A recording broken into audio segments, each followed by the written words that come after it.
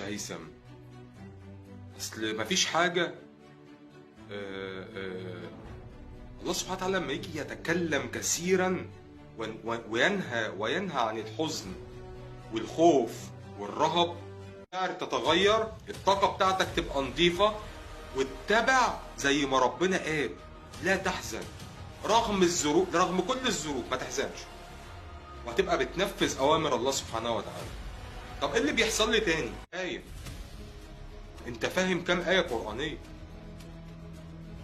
عايزين نفهم، نتعلم، ندرك زي ما الغرب عمل. الغرب بقى بيفهم القرآن الكريم، بياخدوا ان هو كتاب بيدرسه.